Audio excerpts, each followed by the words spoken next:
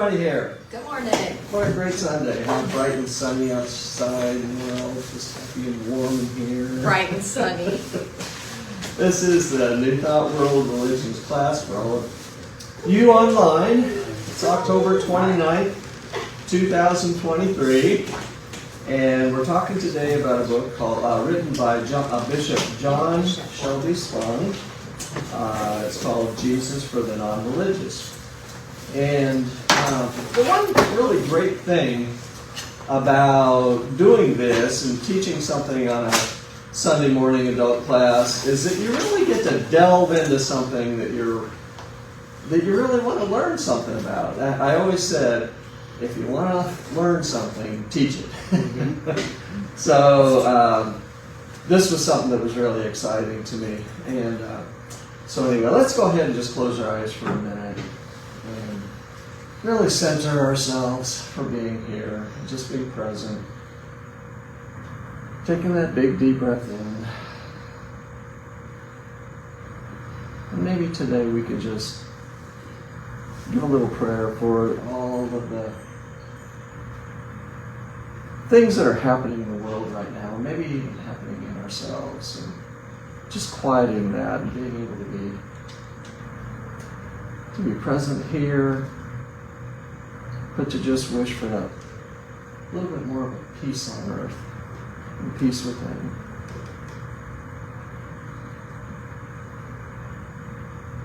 And thank you, God. I'm not say. Good morning, Zach. You know what? I've been talking. This being on, is that better? Oh yeah, that's much better. I think that'll be better for you people online too. I hope that's not too loud. No, I can't hear. Okay, we're good. Okay. It's kind of loud. So, is it too loud? Is it? Yeah. Let me see real quick if I can. I can. No, he'll. Yeah. You get it. Okay. Do not touch it. No.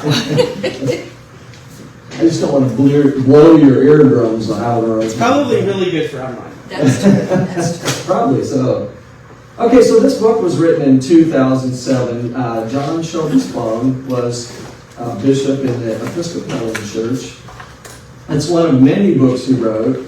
He died recently, but he was a devout Christian, and he had a very strong relationship with Jesus. But it was his lifelong pursuit to learn and teach who the real Jesus was, in his opinion, and what he taught. You're going to see from this talk that he uses biblical scholarship. He uses science. He uses Jesus' origin, which is Judaism, to convey a more accurate historical Jesus as a Jewish teacher.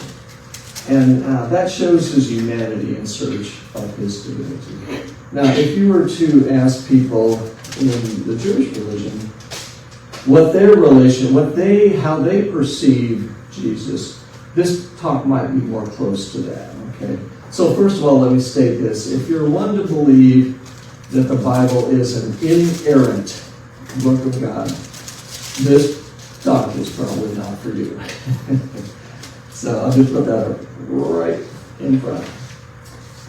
You're going to find that Spong concludes that the real Jesus, the historical Jesus, has to come from the time and place that he lived.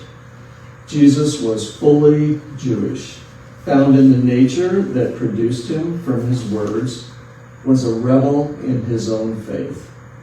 The Christian church today mostly ignores or repudiates that Jesus. He toppled the dogma and created a movement that lasts to today.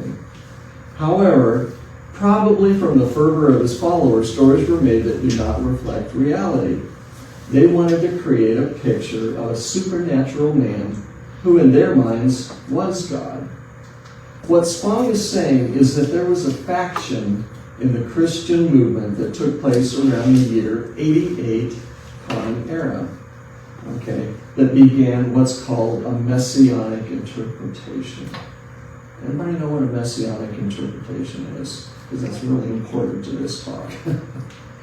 He was the Messiah. He was the Messiah, correct. And so what Spong is doing is taking that history and showing that Jesus was not that messianic figure because in the early Christian movement, it was a Jewish movement, and up until around the year 88 Common Era.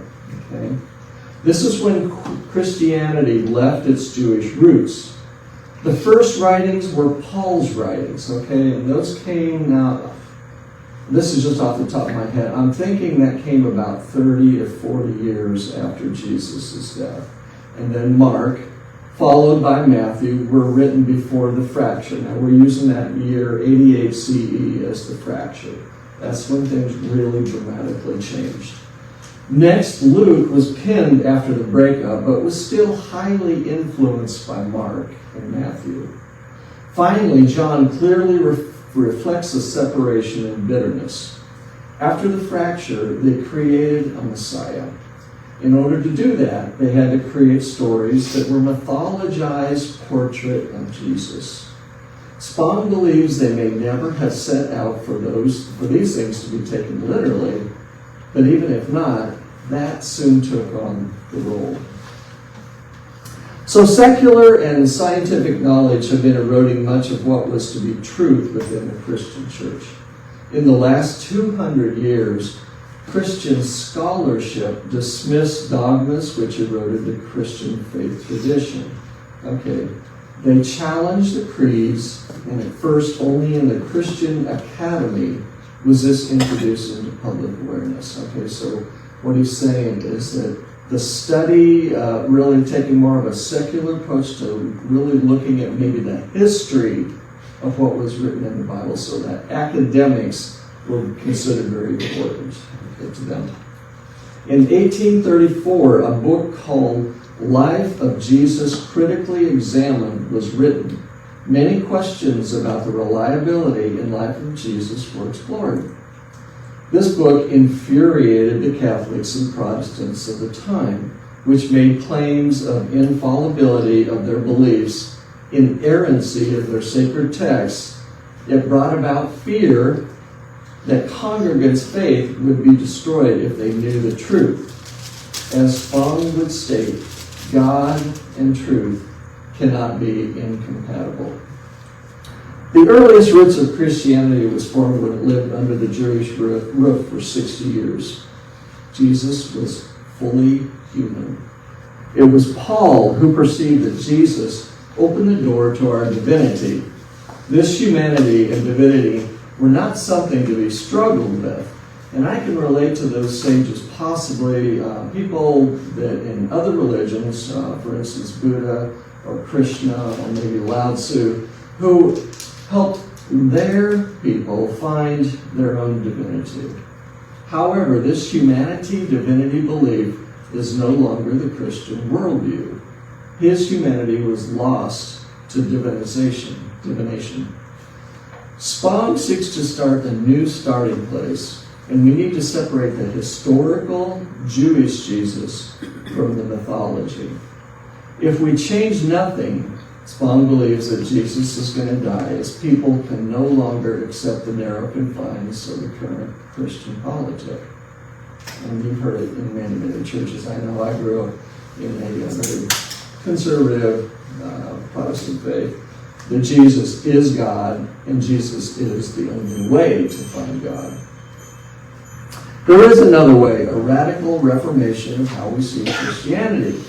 This book is for those who may seek a reformulated Christianity to be refreshing and uplifting. And it did for me, that is for sure. The more that I find, the more that I search to what I believe to be truth, the greater my faith grows. Spong is after a religionless Christianity. Okay. Toward the end of Spong's life, he was asked, because he grew up as a devout Christian, he grew up in the Episcopal faith, and he obviously was the bishop for 20-some years. But he said, going into these churches and listening to the same thing he's been listening to his whole life and really believing, this doesn't make any sense to me anymore. He was asked, well, just where would you go to church then, if you went to church at all? And he said, I would go to Unity. And that's where I tie in Unity to John Shelby Spong. So Spong states that he said, Jesus, when did we lose you? Was it when we were certain that we possessed you? When we persecuted Jews? When we excommunicated doubters? When we burned heretics? When we used violence and war to achieve our means? When biblical scholars wrote that we did not want to believe? When leaders taught guilt, fear, bigotry, intolerance? When those who called themselves Christians practiced slavery, approved lynchings and segregation, when they abused children, when they diminished women, when they condemned homosexuals? The first chapter is called Separating the Human Jesus from Myth. So there are many stories in the New Testament, hi Carla, in the New Testament and the Old, that are just no longer believable. The Christianity now practiced around the world is something Spong doesn't want to be identified with. To most Christians, God is a supernatural being external to the life of the world who lives above the sky and intermittently intervenes in human history. To them, Jesus came here from God in a miraculous birth, and when he died, he ascended back to the sky to be with God. He was here to bring salvation to a fallen world accomplished by Jesus' death on the cross. All of this, according to Spong, is literal nonsense, but repeated in most all churches. It's not worthy of being preserved. The Christianity we know will either die or hopefully be reborn. I'm just going to give you a short little personal story here. When I was in 5th grade, I was standing in the lunch line, and the child next to me, I don't even remember who it was now, said something, and it changed my world. He said, so-and-so over there still believes in Santa Claus. And I didn't say anything, but at that moment I realized Santa Claus was not real. Now here I was a 5th grader. I was pretty old. What is that, 10 years old? And but it shook my world. It shook my world. I felt like my parents had lied to me my whole life. It shook my world in Jesus, it shook my world in God, and it shook my world in the church. And I didn't know what to believe anymore. I didn't know who to trust anymore. And today, I have to say, when I was raising my children, I couldn't lie to them. I couldn't tell them, oh, this Santa Claus thing is real. And right from the very beginning, we always said, the Santa Claus, it's not real, but it is a fun game that we play. And I kind of want to relate that to this talk here, because a lot of the things that I'm going to tell you, I don't know what you believe. It doesn't, what I believe is maybe very different than what you believe. But a lot of these things that I'm going to be saying, how he's going to be breaking these down, might shake you a little bit. And so I just want you to be prepared a little bit. To most, I already said that. Jesus becomes the subject of the shouters and the disinterested.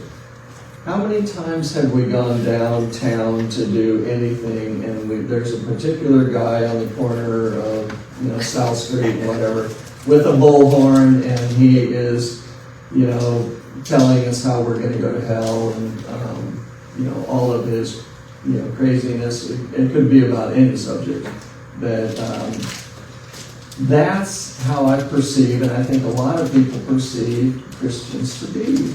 And I think it's such a big turnoff it is to me anyway, and I think it is to many people. After you strip away the dogma of who and what is Jesus, we need to approach the Bible critically. How little we know historically. We need to probe the Bible to find clues to the hidden meaning of the original Jesus experience. This can only be found when we put on a Jewish lens. We need to find out the power to which caused these things, the original teachings, to be written in the first place. But what are we taught? The literal Bible, trust and obey. How many? There's a song, trust and obey. I sang it 1,000 times in church when I was growing up. God is something to be experienced, though. It's not about just come to Jesus, believe in Him, and you'll be okay. You know, you can be forgiven for your sins on a weekly basis by going to church then too. So that's kind of what it was growing up for me anyway. So you're going to find that Spong teaches that the mythologies in the New Testament are interpretive teachings, not to be taken literally. He states, food cannot be expanded, otherwise we'd not have world hunger. A person cannot make the blind see, the deaf hear, the mute speak, nor make the lame walk. The age of miracles is not over because it never existed. People cannot walk on water. The weather cannot be stilled by any one person. The dead cannot rise, unless you're mostly dead, and the Prince of Pride, of course. And death is a permanent state. It's a natural part of life. It's not punishment. An executed man on Friday cannot walk out of his tomb on Sunday, nor defy gravity to ascend to the sky, to a God who once was believed to dwell amongst the clouds. This sounds more like make-believe than the words of God. It's not possible. It's not true in any sense. We need to speak to religious fear. Why does it challenge others? We're not some foe of Christian faith. There is a new horizon of learning we must question. Details do not stand up. It's not history. We need to analyze and expose it. All right. I'm going to take a pause here. Otherwise, I'm going to keep going. Does anybody have any comments before we keep going? You blasphemer. I know. It's not something so shocking to people in our church, I don't believe. But it can be very shocking, I think, to most common Christians, I believe. Because we're taught that from an early age, that this is the way it is, this is what happened, and it's hard to make a change of thought outside of that realm. I've got something to say. Yeah. Wait for the mic. Just so I can hear you online. There you go.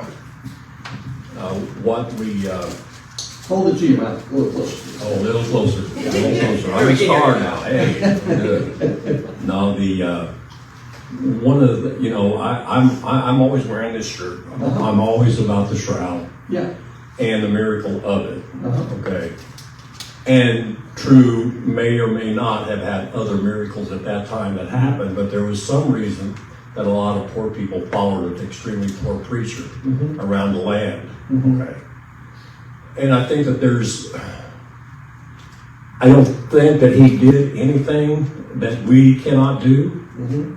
We're quite capable of doing the same things as That's what we're taught. Yeah. If we're able to get ourselves into that source, we're part of it.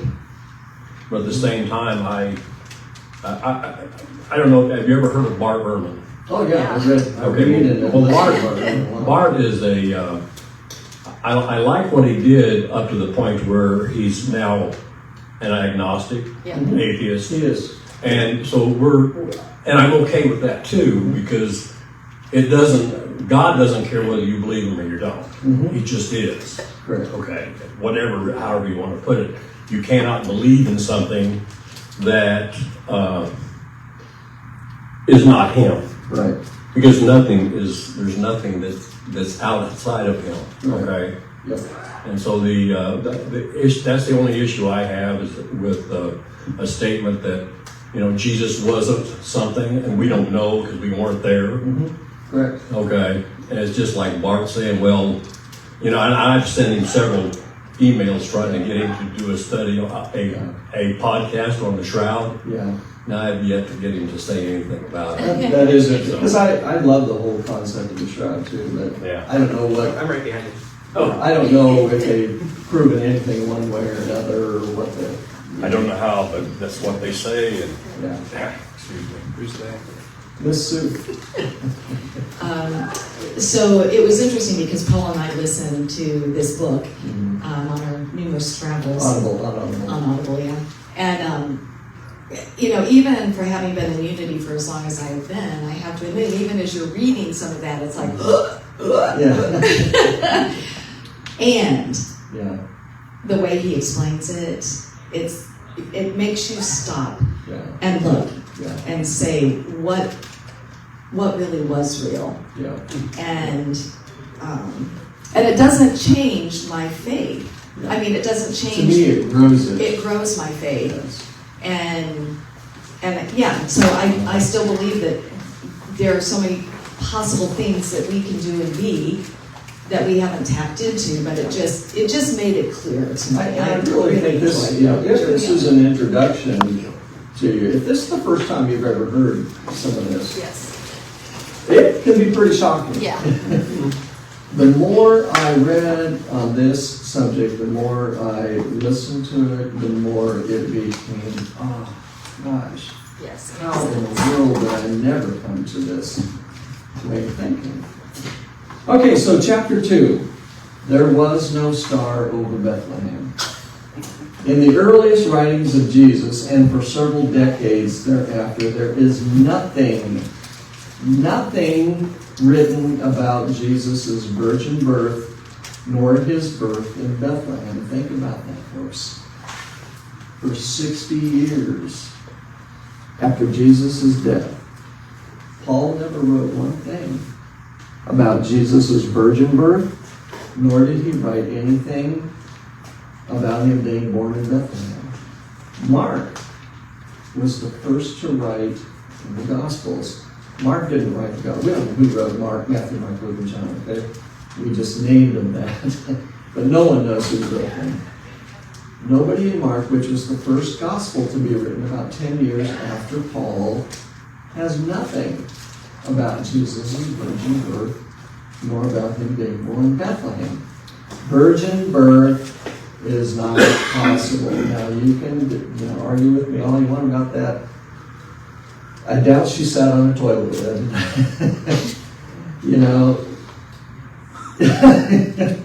This is stuff that we're trying to look at from a secular point of view, from a scientific point of view, from a scholarly point of view, from a Jewish point of view. If you ask a Jewish person about virgin birth, they're going to laugh at you.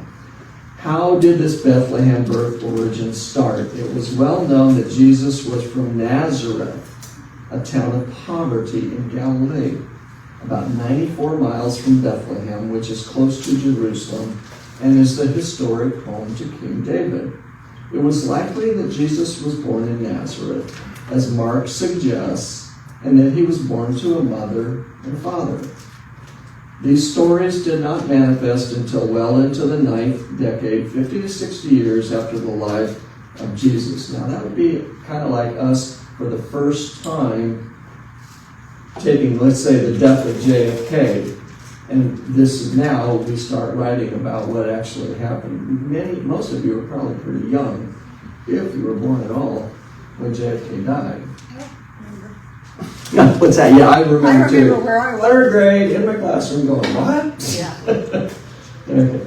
Romantic stories, though, die hard. Individuals first have to become great, and then tales begin to circulate about their origin. No one waits outside a maternity ward for a great person to be born. I've never seen the virgin birth, the magical signs, the singing angels, the star that settles and guides. We have to recognize these for what they are, interpretive signals, not literal history. Okay, so let's go into a little bit about when Jesus was here. King Herod. King Herod died in 4 BC. BCE, before the Common Era. Afterwards, the land of the Jews was divided into three what are called procurements. Pontius Pilate was the procurator of Judea from 26 to 36 CE. Now, Judea houses both Jerusalem and Bethlehem. We know that Jesus was born while Herod was king, as attested in two gospel narratives. Jesus died while Pilate was procurator, which is attested in all the gospels. It was widely known that Jesus was born around 4 BCE, and he died around 30 BCE. It was widely known that Jesus was of Nazareth, and there was a high probability of his birth there. Mark, the earliest written gospel, knew of no fantasy birth in Bethlehem birthplace, nor did Paul, written about a decade earlier. The virgin birth and Bethlehem birthplace did not enter until Matthew wrote his gospel in the 80s CE, the column. These stories are driven not by history, but by use of a messianic text. Does anybody know what happened around the year 70 CE? Yeah, it was you had two movements at the time. You had the Orthodox and you had the mystic movement. Okay. And the Orthodox won. Okay. Anything else that was really, really big in Jewish history? Big. The temple. The temple. What happened there? The Romans came in and destroyed the temple. Okay. The Jewish people were at their lowest point there. This was defeat in a big, big way. And they had been looking for a Messiah for a really, really long time, right? I mean, this is written about in the Old Testament over and over and over. And something needed to happen, okay? And that's where Matthew comes in, okay? So, the Messianic text did not begin until the 80 CE, roughly 50 years after his death. In Matthew's writings, he tried to show that Jesus was born in Bethlehem. Does anybody know why they wanted Jesus to be born in Bethlehem?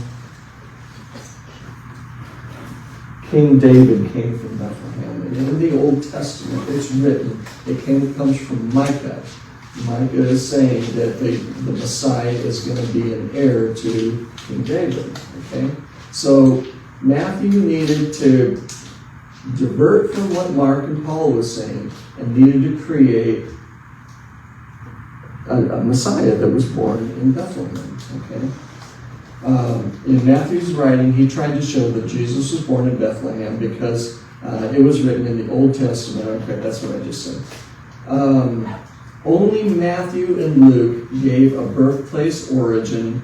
However, they disagree how Jesus came to be born there. Okay, and this alone, this one thing, obviously makes it in the Bible inerrant. In other words, okay, there's two different stories. There are two wildly different stories. And what we do as Christians, or what Christians do, we put these two stories together. Okay? We have to see these as distinct. And unfortunately, most people do mix these stories. We call that cognitive dissonance when we're trying to make sense of two completely opposite stories. Okay? In Matthew, Mary and Joseph live in Bethlehem. A star would pause and pour its steady illuminated light on their house. On their house? I can go to the McDonald's lawn and see Jesus wasn't born in a house. He was born in a manger, right? Everybody knows that. That's not what Matthew says. Matthew says Jesus was born in a house in Bethlehem. However, Matthew knew he was from Nazareth, so he had them move to Nazareth, okay, after Jesus' birth. However, this is flawed because Nazareth is extremely impoverished, and there was no desire to migrate from Judea, which was a very bustling, place, to Galilee, where Nazareth was. People favored migration toward Jerusalem for the opportunities. In the infancy narrative, no scholar can defend the historicity of the three magi. This story is told only in Matthew. It's an interpretive sermon, meaning it was messianic. There is a connection again to the Old Testament, a passage in Isaiah 60. Quote, "Kings come from the brightness of God's rising. They come on camels and bring gold and frankincense. They followed a magical star in the sky." Okay, I'm going to tell you what. Next time I'm going to tell you, try and find Sue and my house on that. I'm going to point out the star, and then you can find it. It never made sense to me. Follow the star, and where's it going to, show you? It's up here in the sky. This is a worldly fantasy and can only be viewed from an age when the sky was seen as the roof of the earth and the floor of heaven. And stars can be manipulated by God to give us a sign. In this case, the star announced the King of the Jews. That worldview, heavenly lantern, is used in Jewish folklore. I might add, in Jewish history, a star announced the arrival and the birth of three important figures: Abraham, Isaac, and Moses. So this isn't the first time we've had this mythological story about the star leading to the birth of a great figure. In ancient biblical belief, the earth is the object of divine attention. It's not imaginable in our space age. In the first century, people could not have conceived what we know now. Our galaxy measures 100,000 light years across, with more than 200 billion stars, our sun being one of them. There are hundreds of billions more galaxies. Stars are impersonal physical objects. They do not announce earthly events. Stars can be charted on a computer and given an exact location from our past and to our present. None of them stopped to announce the presence of a godly king. In the real world, there is no such thing as a star able to lead the Magi.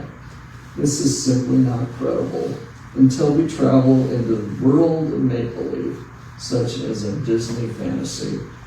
It is truly a pre-modern tale, which we now know as total mythology. Can I interrupt? Yeah, go ahead. Let me get you the microphone so they can hear you online. Yes, and Here you go. I would wonder if this gentleman over here, if you think to whatever you're doing is distracting my attention to listening. I understand. If you could do it in the back. Absolutely. I'd appreciate it. Thank you. Okay.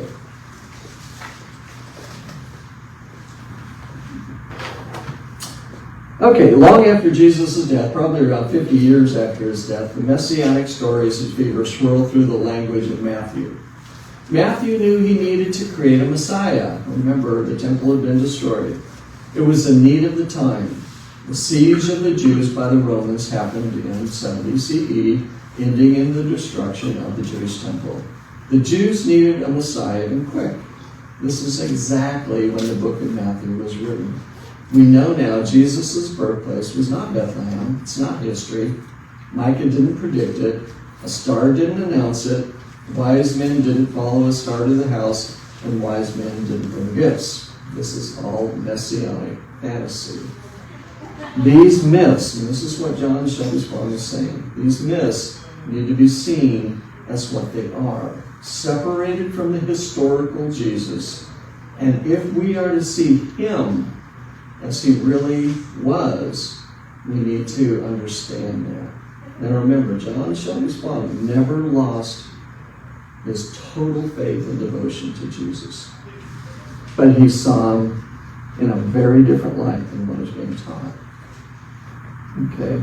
The secondary theme in Matthew, I was going to talk about the wicked Pharaoh and the baby boy being taken, back when Moses was a baby, and then that was also used in the Jesus framework. I'm not going to get into that too much because it's not really something that is a part of this. But Now, I'm going to go to Luke, though. I'm going to jump to Luke because of the time we have, and I've got one more chapter to talk about.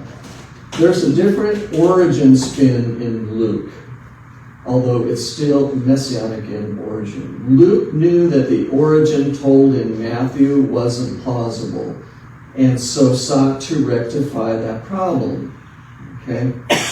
Thereby making the Bible again not inerrant. Now we can choose which fantasy we want to believe, Matthew's version or Luke's version. In Luke, the author has Jesus born in Bethlehem, but that is about the only similarity. Luke has Jesus being the heir to David's throne, but agreed with Mark in that it was well known Jesus was born in Nazareth. Yet Luke has to figure out a way to get Jesus born in Bethlehem. He came up with a genius plan. In order to fulfill Davidic expectation, he made up a story that Caesar Augustus ordered all Jewish males travel to the origin of their ancestral home in order to pay taxes, to be part of a census, and to take enrollment. Joseph was from the house of David, so he needed to go to Bethlehem. He brought his heavily pregnant wife Mary with him. This was an ingenious solution to a mythological problem. The writer implied to make Jesus the Messiah. But it's not close to history. You have to suspend reality and rational thinking to buy into this. This supposedly happened in the age of Quirinius, who was governor of Syria from 6 to 7 BCE. And remember, Jesus was born in 4 BCE. He couldn't have been born 3 years before that. Now, this was written in Matthew, I believe, Luke. There is no record history in Caesar Augustus doing this. It never existed. This kind of record keeping is unimaginable even in today's world. In that time, there were no birth records, no death certificates, there were no marriage license. They couldn't have kept this low level of record. Number 3, it's an absurd proposition. There were 41 generations between David and Joseph. David had what is known to be hundreds of wives. In 41 generations, there would have been millions of heirs. Almost everyone could claim to be heir to David. How in the world could millions have traveled to this small community to register? No wonder they had to stay in a manger. Preposterous. Government officials could never know who the heirs were. History, it is not. The last thing is that Nazareth is 94 miles from Bethlehem. Back then they didn't have vehicles, they didn't have buses, they didn't have trains, they had no way to get anywhere besides walking. Donkeys. And donkey, yes, of course. But they'd still have to walk with the donkey, right? On a walking journey at the time, that would be roughly 10 days in the desert heat. There'd be no water, no food, no inns, and nowhere to secure any of these things. What person would actually want to take their 9-month-old pregnant wife on such a journey through the desert? Women weren't required to go, but somehow Mary went. Simply put, it's obvious. Luke made the whole story up to rationalize Jesus living in Nazareth, but birth in Bethlehem. He wished to correct the error of Matthew, yet keep the mythology of Jesus' messianic message alive. Again, there are no stars, no angels, no shepherds, no manger. It's messianic fantasy. Chapter 3. Parents are fictionalized. Once the birth story was understood by Jewish people as mythology, questions arose. Who are the parents? What is historical? We've treated myth as history far too long. We've never questioned the accuracy of these stories, or even that his father's name was Joseph. In mythology, though, Mary is huge. In fact, We're so sure of what she looks like that people claim to see her in visions. How many times in your lifetime have people claimed that they saw Mary in a cupcake or in a, just inanimate thing, I remember when I was younger, there was one time that Mary was seen under a bridge in Chicago. We had the television cameras come in. The Vatican even stated that was Mary. And so it just made Mary really big. That's not the way it was in the early Jesus movement. The power of myth grew between Jesus' death and the later Gospels. Neither parent was written about until the 8th decade CE, in other words, about 60 years after Jesus' death. Neither parent was particularly significant until that time either. In the Pauline writings, roughly 64 CE, there was not a single reference to Jesus' parents. Jesus was born of a woman, born under the law. There was no connotation in the Jewish faith of Jesus' mother being a virgin. This would have been a contradiction of terms to a Jewish person. Jesus had a perfectly normal birth. He was born from a woman under the law. Up until then, the virgin birth had not yet developed. Even in Mark, it states Jesus had 4 brothers and at least 2 sisters. It's the plural of, sisters, so we don't know how many sisters there were, but there were at least 2. Clearly, she was no virgin in her life. 2 other early writings mentioned nothing about Jesus' parents nor any of the mythologies later made up. And I don't know if any of you have heard of the Q documents. Does anybody follow some Christian studies?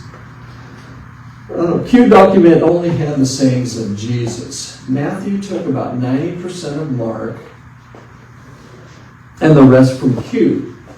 Luke took about 50% from Mark and the rest from Q. Okay, so Mark was written, and then Matthew and Luke were written after that. They don't know exactly where these things come from, but mostly Matthew wrote from Mark, and then about 10% of Matthew comes from what is called Q. And if you look at studies, Christian studies, they feel like they just haven't found any documents to support this. But it's the sayings of Jesus, okay? That's where it comes from.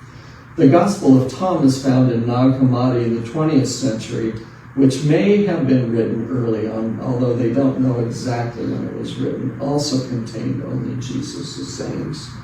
And some scholars think that the 2 writings may be the same.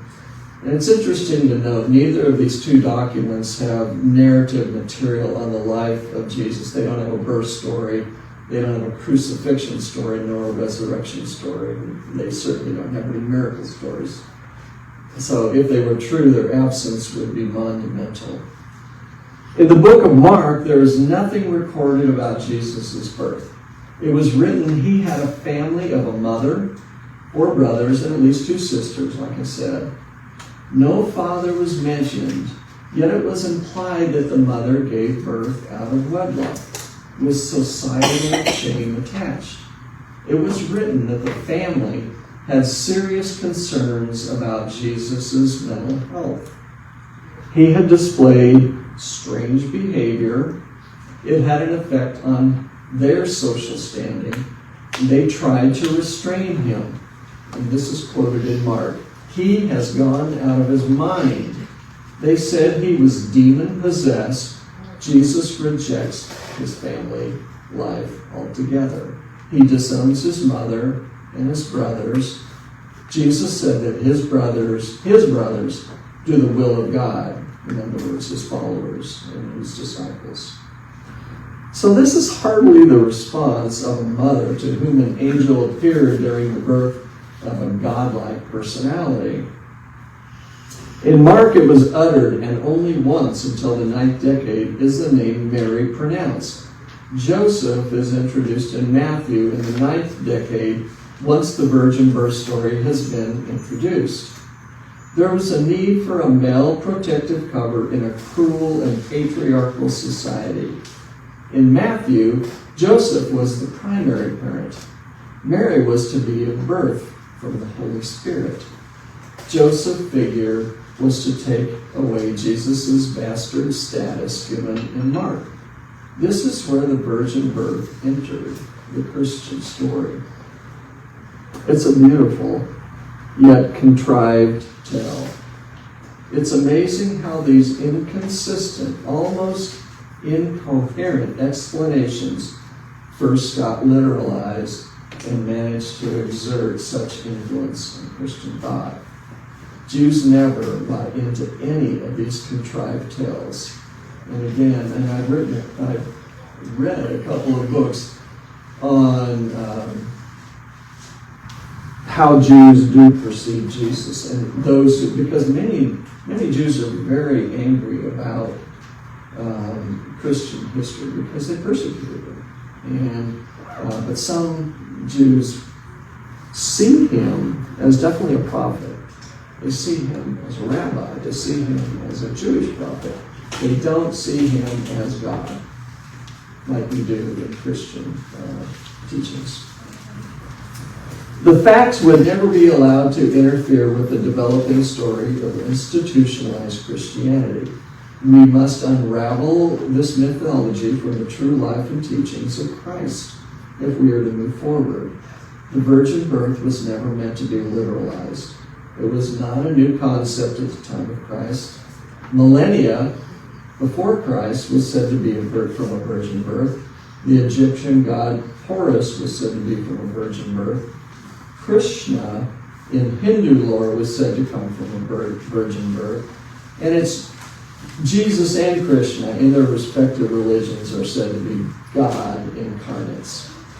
This mythology must be seen for what it is.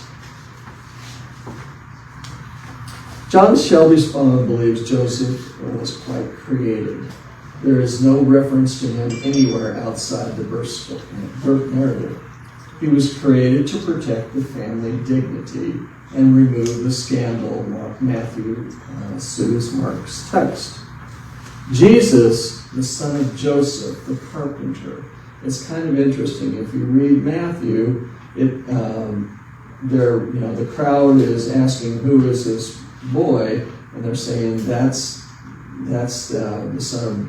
Well, it doesn't even say Mary, I don't believe. It just says, or maybe it does. I can't remember that exactly. Anyway, they just say Jesus the carpenter. They don't speak about Joseph. And in Mark, in Matthew, that is changed to Jesus, the son of the carpenter Joseph. Okay, Spong doesn't believe Joseph ever really existed. He was mythologically created by Matthew without going into detail. He believes Joseph was created to bring the two Jewish tribes together, the northern and the southern parts, and John totally omits the birth story altogether. That's kind of interesting that John did that, because John was the last one to be written, and he wrote after the fraction occurred. To scholars, the birth story is universally dismissed as delusional. Mary's story expands over Christian history, but is not seen as an heroic figure in the Gospels. Jesus rebukes her twice. Only John puts her at the graveside. We have to dismiss them as nothing more than mythology. The Jesus of history can now come into view so that his humanity can be properly seen. If we set mythology aside, what was there about the historical Jesus that made mythology so important? In other words, what Spong is saying is this Jesus was so incredible that his life itself was enough, and what he said and taught was enough. Why did we need to make up this mythology? And again, it's only because of the need for that Messiah. Okay. And as Spong says, Jesus must have been quite the sage. And so I'm going to end with that, and with any comments that you might have regarding some of this heretical information. Well, go ahead. We'll wait for the microphone here.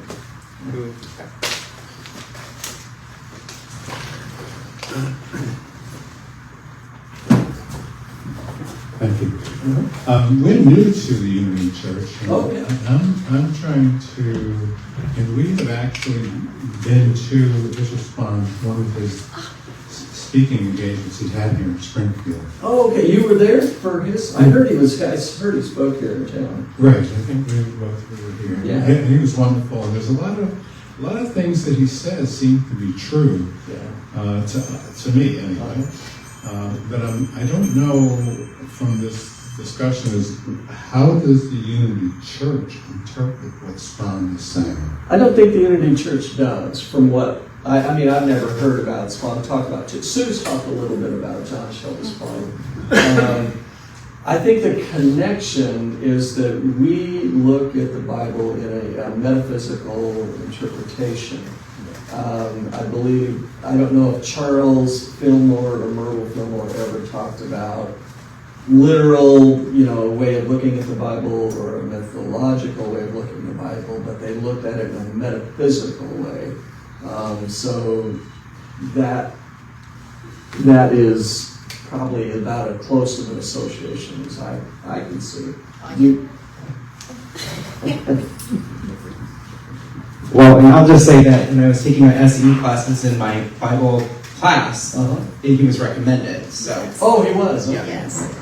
So was it at Roger Ray's church that he had that you guys went? Yeah, I was there too.